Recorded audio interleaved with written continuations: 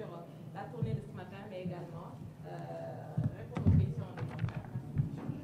Voilà donc, merci beaucoup, Monsieur le gouverneur de la région de Dakar, Messieurs les préfets des différents départements où nous sommes passés, Mesdames, Messieurs les directeurs d'hôpitaux et de centres de santé également où nous avons été en tournée,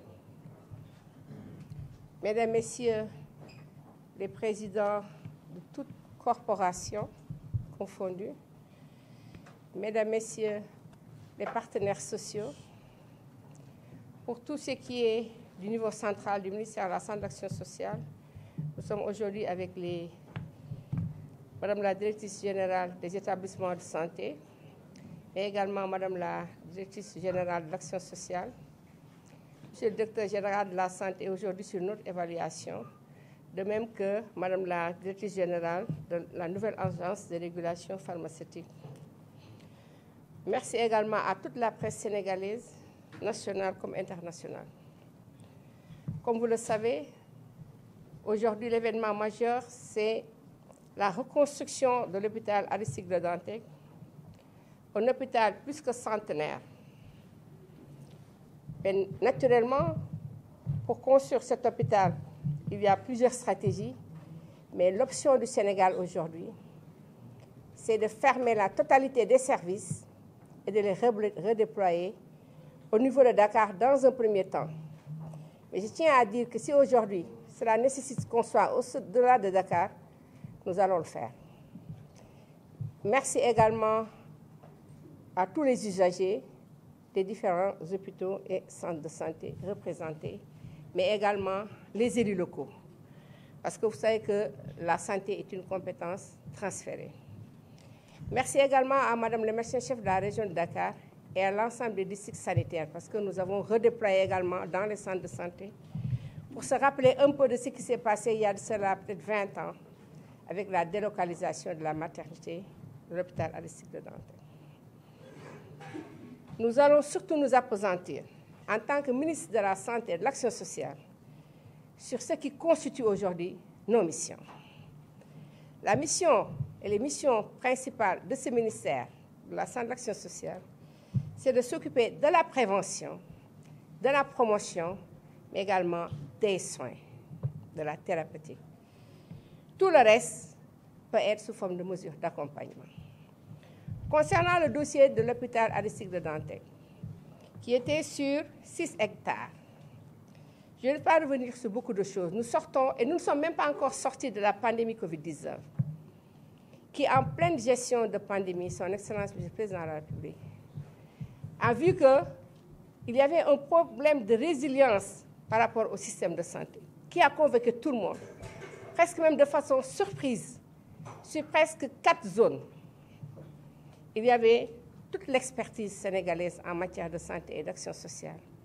Ils avaient les instituts de recherche, il y avait les universités, il y avait les partenaires sociaux, il y avait la presse, il y avait tout le monde. Comme vous le savez, nous sommes dans un système qui est bien planifié. Nous avons des documents stratégiques, particulièrement le plan national de développement sanitaire et social. Et le président nous avait demandé qu'est-ce qu'il fallait au-delà donc de ce plan, qui est un plan sur 10 ans, par rapport à ces crises, par rapport à ces catastrophes qui peuvent être des catastrophes naturelles, comme les inondations que nous voyons actuellement. Bientôt, elles vont se retirer les autorités de l'administration territoriale parce que nous avons le plan ORSEC qui a été déclenché. Ou bien une catastrophe naturelle, je l'ai dit tout à l'heure, mais une catastrophe sanitaire. Catastrophe sanitaire, nous avons vu passer Ebola. Actuellement, à l'heure où je vous parle, dans la zone nord, nous gérons le Crimée-Congo, qui est une arbovirose, qui est une zoonose, qui se manifeste comme la grippe, mais qui ne se traite pas comme la grippe. Pourtant, beaucoup de journalistes ici, par exemple, n'arrivent pas à suivre. Et nous partageons cette gestion avec les services de l'élevage, mais également avec les services de l'environnement. Donc, en cette pleine crise, il nous a demandé, c'est vrai, vous avez ces plans, vous avez ces stratégies, mais qu'est-ce qu'il faut faire dans le futur pour que dans de pareilles situations, que le système puisse être vraiment résilient? Il était quand même presque résilient. Tout le monde se souvient ici qu'on avait à l'époque ce qu'on appelle les centres trypanos, pour faire référence à la trypanosomiase humaine africaine, qui est la maladie du sommeil. De que boo dem am na trypano. Mais aujourd'hui, Abass Ndao n'était pas comme ça. Madame la PC me l'a dit. Abass Ndao sonnait comme la maternité de référence. Aujourd'hui, nous avons la chirurgie générale, on fait de l'oncologie, il y a des laboratoires. C'est le monde qui est aujourd'hui en pleine mutation. Et donc, naturellement, puisque nous avions fait beaucoup d'efforts sur tout ce qui est maladie transmissible, en réalité, de façon naturelle et humaine, c'est dispensaire Tripano, où on gérait tout ce qui est épidémie, tout ce qui est lèpre, toutes ces maladies stigmatisantes et fortement transmissibles. Ces centres de Tripano ont eu à donc disparaître. Quand vous allez aujourd'hui au niveau de l'hôpital de Fann, pour ceux qui connaissent bien l'hôpital de Fann, il n'y avait que l'entrée de Fann, maximum la neurochirurgie, et ensuite Guigui et les maladies infectieuses. Nous étions en 1986, en 4e année de médecine, où il y avait le choléra en plein hivernage. C'est entre Guigui et la neurochirurgie, là où se trouve actuellement l'ORL, où on avait les lipicots. Parce que dans certaines situations, il faut sortir des structures fermées. C'est pourquoi d'ailleurs on a des problèmes avec l'hôpital de Thiaroye, qui est 6 à Pikine, qui est un hôpital fermé, qui a des problèmes pour prendre une épidémie. Naturellement, on doit sortir et mettre des tentes et mettre des bases. C'est pourquoi le professionnel de santé, les professionnels que nous sommes, nous gérons aussi bien tout ce qui est thérapeutique, mais nous tous, nous avons été médecins de brousse. C'est-à-dire quand il s'agit de sortir, il faut sortir et aller dans d'autres sentiers. C'est ce qui s'est passé. Donc naturellement, on a plus ceci. Nous étions en train de nous battre avec les maladies non transmissibles, le cancer, le diabète. C'est pourquoi vous avez eu donc la médecine interne 2, qui est aujourd'hui constituée du centre Marc Sankalé. Il fallait reprendre tout cela. Et son Excellence, pendant toute cette séance virtuelle, nous avait posé des questions. Nous avions répondu.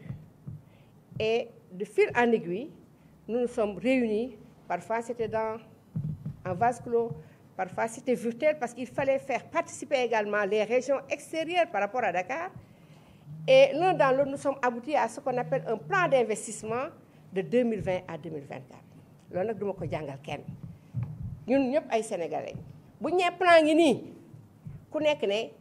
plan, c'est ce qui s'est passé. Il y a eu une certaine somme qu'on a donnée à certains hôpitaux, d'autres à certains instituts de recherche, etc. Et Dantec également avait demandé, parce qu'au-delà même de ce qu'on va faire pour Dantec, Dantec avait reçu dans ce plan d'investissement ces 500 millions qui n'ont pas suffi. Parce que yaram bu magat nak lo ci def itam li sama papa doon wax magat mom du feebar waaye ànd nak coono. On était là avec un président à l'époque, on inaugurait un institut fa ñu toog lañ defaroon ci rafet yëpp nday magat affaire di daanu suñ kaw. Ñu ñëpp fekke nañ ko fii léebuñu lu ñu fekkee rek la ñuy wax. Dantec accompagné de son président de conseil d'administration, Dantec accompagné de PCME, Dantec accompagné de son directeur qui représentait l'ensemble des structures internes de Dantec. Dantec est parti voir son Excellence le président de la République. ca ba ñuy dem la ñu oote yàlla def bokkuma ci woon waaye madame la DGS était là-bas, la Diem était là-bas. Ils ont conclu avec son Excellence qu'on doit reconstruire Dantec. Et pour reconstruire Dantec, en tout cas moi, ce que j'ai vu à la sortie, à la télé, ils ont brandi pour dire qu'ils ont accepté qu'on construise sur 3 hectares. La ñu fa lijjanteeg lañ fa wax ñu jànguñu ko ñun. Ce pays a des experts médicaux, ma bokk ci nag, toute modestie à part, mais ce pays a des experts sur le plan foncier. Ce pays a des planificateurs, ce pays a des élus, ce pays a des juristes, à tout. Si certains pensent qu'ils peuvent faire des enquêtes parlementaires, aller dans la société civile, c'est le droit le plus absolu. Mais nous, nos missions, c'est de faire de la prévention, de la promotion et du traitement. Donc, comment la souffre? C'est de la magie. Comment la c'est un précipitateur, léegi nag dëkk dafa am borom dañ ko seeti ne ko dañoo bëgg a tabax mu leen nee na amagul xaalis bu mu tabaxee waaye bu defee li defa tabax nga ne bëggu nañu ko assumer ba ñu ko assumer nag loolu avril la woon. Donc man damay jàkkaarloo wax di nekk dëgg donc kenn bu mu wax ne yëguñu woon ba ñu fa jógee nag l'administration est continue man ma ko ne nekk directeur général de la santé lu xosi ñii ñëpp dañuy xosi wax naa ko système de santé comme chaîne bi ma takk la lu mu dëgër boo ci daggee benn dootul dem dootul ko mën a ko sol pour dem benn xew c'est ce qu'on a fait on a été avec un ministre de la République man di ko gërëm di ko sant ñu continuer si liggéey ba egsi fi tey liggéey nag mooy on avait dit par phasage au départ mais kii liggéey comme j'avais dit dans les stratégies de lutte contre la pandémie Covid-19 man sama gafaka laa xaw ma ba su docteur Mati donc pendant la pandémie quand certains disaient oui vos stratégies ne sont pas bonnes etc j'ai dit que yéen li seen yoon ku mën a jàppale ñëw jàppale ki ci des bu ma laaj stratégie parce que les stratégies ont leur coût et ont une façon de mettre en œuvre la mise en œuvre donc ce qui s'est passé avec Dantec donc aujourd'hui on constitue 3 hectares on me dit que le promoteur vous dit devant tout le monde qu'on ne peut plus aller par phasage mooy da ngay pousse ñu def ni ñu nga pousse dama leen di fàttali nag ne ay ma trop waaye xam naa ne ñaari ciment moom duñu laalante loolu moom xam naa ciment boobu ak beneen duñu laalante phasage moom amatul ñu ne dañuy détruire et il y aura 3 bétonnières man benn bétonnière sax ñeme ma ko wax dama 3 bétonnières donc cela veut dire il faut sortir les malades je n'ai pas attendu je dis quand est-ce que vous devez commencer nous mais man maa ko je fii tey nu ma bëggul di def ñu ne le 1er septembre est-ce qu'on doit attendre jusqu'au 1er septembre pour sortir des malades on ne le fera pas en ce moment man ceux qui vont m'évaluer vont me donner 0 man nag musuma am 0 te du ma ko nangul kenn tamit musu du mën a nekk donc là où je serai évalué je suis sur des temps vous pouvez me donner combien de temps on m'a dit 15 jours ñëpp amul ci àddina koo xam ne rencontré wuñ ko foog bokk na Dantec parce que ça qu'on a appris léeg-léeg ma dégg ñu ne da nga rencontré kii déedéet mais nag boo rencontré ay ba minuit foog nga ñibbi nag tëddi c'est ce qu'on a fait on a rencontré tout le monde on a pris des gens qui se connaissaient on a dit il faut redéployer les services où est-ce qu'il faut les redéployer on ne peut pas prendre l'avion et aller au-delà du Sénégal. Pour le moment, c'est à Dakar. Merci, chef de région vient de donner ce que tu en penses. Elle a géré avec ses districts autour de monsieur le gouverneur, que nous remercions vivement. Parce que, li moy wane ben loxo du tàccu faut tourner tey dañu jalonné mun na am tey bu ñu jalonné woon du ñu mën a liggéey da nit ñi di bàyyi di fëgg seen dënn yi yëkkati loxo ne man rek maa mën fukk ñoo mën wala fukk ak juróom-benn wala ñeneen en tout cas dañuy jaxasoo pour mel li ko bayti di waxee benn bant moom boo nee nii mu dam lii sax man mi bëriwul doole mun naa ko dam mais bu fa nekkee fukk dootuma ko mën a dam c'est ce qui s'est passé donc avec Dantec. Actuellement on a fait le tour quand certains donc sur le dossier du foncier il faut même pas essayer de me poser des questions le moment venu faites vos enquêtes parlementaires c'est votre droit le plus absolu nous sommes dans un pays de droit un pays organisé et qui est dans la méthode. Ceux qui peuvent porter plainte n'ont qu'à porter plainte. Man ku ma porter plainte ma wuy yi mais foog naa nag kenn du ma porter plainte état la ñuy porter plainte te état am na agent judiciaire de l'état bu ñu ci eggee ñëpp dañuy portante plainte boo ma porter plainte docteur kenn porter plainte mu mel ni njamala kaay wuy see ay kese noonu lay demee donc je redéploie nous redéployons il y a un plan de redéploiement nee naa leen boo defee nii nga xam ne àddina dara tëbul sotti boo defee ni nga xam mënoon na yoo xam yàlla tax yemale woo lii defuñu ko donc on redéploie on dit chirurgie où sont les experts en chirurgie ñu ngi nii où vous pensez redéployer ce n'est pas nous qui avons redéployé au ministère de la santé ce sont les experts de Dantec et les experts des services d'accueil PCME de Abass Ndao docteur Zeynabou Lo. Qu'est-ce que vous pensez? Ah, je ne suis pas seule, je vais voir mon directeur. On va en réunion. Où est le président des usagers? Où est le président CEA, etc. Et ils ont accueilli à bras ouverts. Rien n'a été inventé. Heureusement que nous sommes dans une période où il y a ces nouvelles technologies, monsieur le gouverneur. En 2005, quand il fallait sortir la maternité, c'était très difficile parce qu'on n'était pas à cette technologie. Donc, tout a été planifié et montré à tout le monde. Et j'ai bien dit, même en conseil de ministres, que ce plan, il est humain, il est dynamique, il n'est pas statique. Vous voyez bien? Donc, on peut le changer au fur et à mesure. D'ailleurs, on est en train de faire basculer certaines choses. Parce que si Abbas Ndao, d'un coup, professeur Oulimaté est là, quand je les ai reçus, elle était très inquiète. Parce que son matériel est extrêmement puissant. D'ailleurs, quelqu'un a posé la question, comment vous avez fait avec les malades? Là également, je pense que DG, il y a beaucoup de choses qu'on devra faire avec notre presse. C'est à nous d'aller vers la presse et d'expliquer ce qu'on est en train de faire. Et aujourd'hui, on a vu qu'elle, ça fait 2 semaines, depuis le 10 août, qu'elle a fait le déplacement avec les bagages. Et aujourd'hui, l'offre de santé au niveau de la biologie moléculaire, je parle de la biologie moléculaire, qui est extrêmement difficile. Elle a déménagé. Et elle continue aussi au niveau de le Dantec. Comme pour vous dire que le déménagement se fait au fur et à mesure, jusqu'à ce qu'on obtienne ce qu'on veut. Et ça s'est passé avec tout le monde. C'est pourquoi nous tenons à remercier, au nom de son Excellence Président le Premier, au niveau de toute l'administration territoriale, au niveau de tout le monde, tous les services qui ont demandé. Vous allez aujourd'hui, naturellement, quand vous allez dans nos structures sanitaires, à Dalal Jamm, il y a toujours dans la consultation. On va continuer à en avoir. Est-ce que vous pensez que c'est à cause du déploiement de Dantec qu'il y a la double facturation?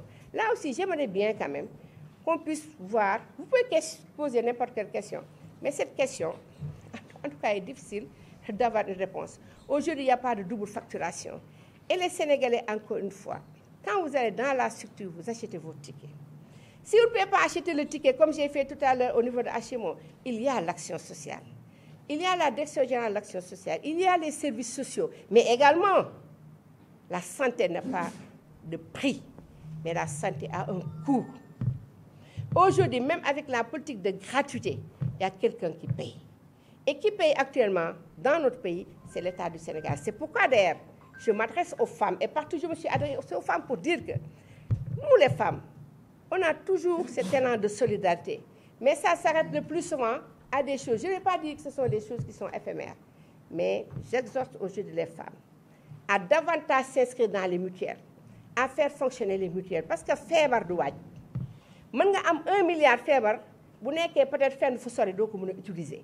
Mais avec cet élan de solidarité autour des mutuelles de santé, avec l'argent de la couverture maladie universelle, on peut faire de telle sorte que si une personne est malade autour de la famille, parce que tey dañuy toog hôpital Thiès de malade baa nga bloc 400000 ñëpp ne 400000 dafa cher mais léeg-léeg da xam naa ne bu nit ki faatoo moom ceeb ba ñuy togg day dem ëpp 400000 waxuma nag duñ ko togg ndax ci àddina la bokk mais war nañ def prévention.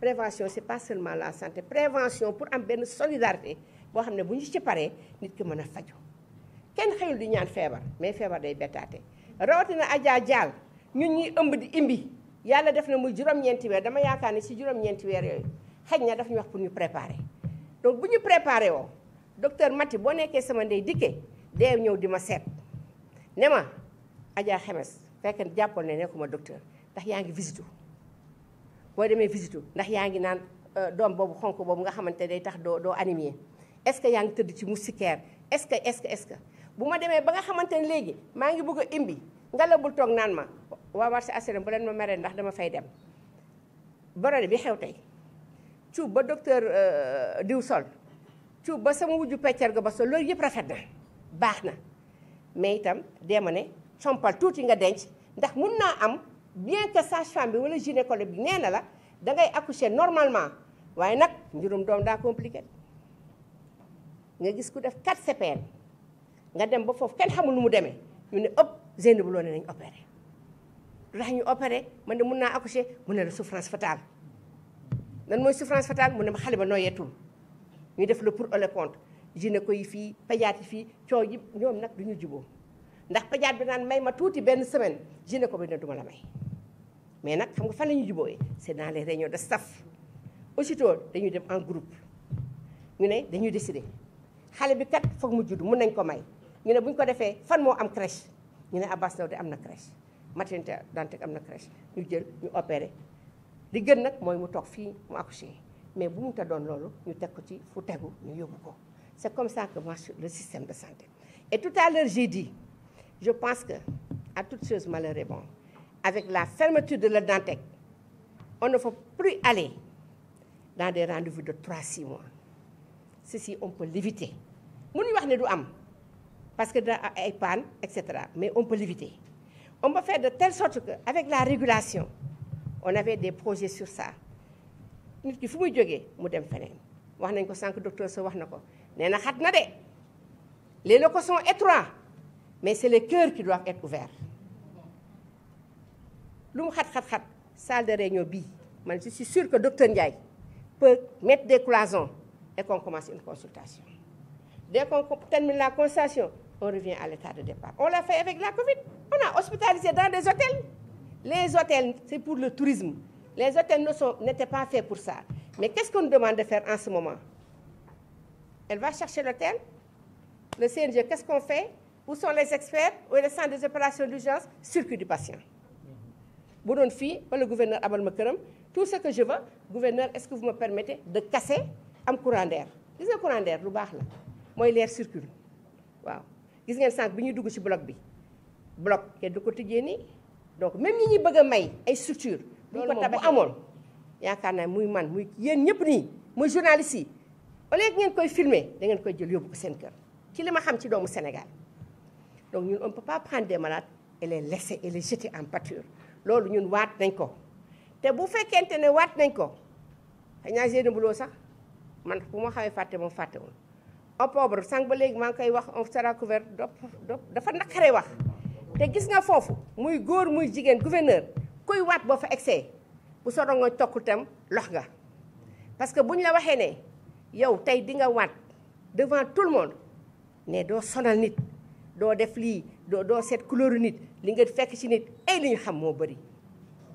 li ñu xam moo bëri ay li waa kër docteur xam moo bëri suñu ko waxee àddina tukki moo tax ñu waatloo ñu duñu ko mus a wax gouverneur boo tegee fii sax paaka duma ko wax li ma gis ci àddina li Seynabou Lo gis di ndey ma li ñëpp lu ñu gis fii ñii nii duñu ko mus a wax ci àddina moo tax ñu waatloo ñu parce que dañ ne kii nit kese la boo ko bàyyee su ma xuloog tey moom mun na ma tam dëmm garaawul mais duma ko mus a wax ne gis naa feebar bi ci yow mu ko ci àddina mun na ma génn léegi mu toroxal ma duma ko mus a wax dañ ko waat te boo lakkul fii itam di nga lakk fa ca des te yal nañu ci yàlla musal donc ñun gisuñu ko tout professionnel de santé qui voit aujourd'hui un malade malmené votre rôle votre devoir c'est même de le prendre et de l'amener chez vous. Il ne s'agit pas de le photographier c'est le Sénégal fii di xale ji wax long wuñu large ñu Sénégal bëriwuñu en nombre yaatuwuñu journal télévisé da ngay gis ñu teg ko lu ndaw sur une carte d'Afrique qui fait je ne sais pas combien de kilomètres tout professionnel de santé loo fa gis loo xamante ne baaxul bul wax c'est pour l'affaire madame le ministre l'affaire du président de la République l'affaire du gouverneur c'est l'affaire de tous les Sénégalais donc les malades quand ils seront à Dalal Jamm ou ailleurs vont payer le même prix. La santé n'a pas de prix, mais a un coût. Tout ce que le social peut faire, l'action sociale est avec nous, ça se fera. Mais encore une fois, les Sénégalais, je vous demande, en tant que médecin cette fois-ci, je dis, de préparer la maladie. La maladie se prépare. Pas encore financièrement, mais sur le plan de la prévention. La dialyse n'est pas une maladie. Man gis naa keroog ku toog ci rajo naan ma damay faj dialyse quand même presse bi doon ma si jàppale tuuti. dialyse kenn du ko faj dialyse jumtukaay la c'est l'insuffisance rénale moo xam ne dañu dem ba sa roño yi dem nañ ba mënatuñu wala la ñu mënoon dafa wàññeeku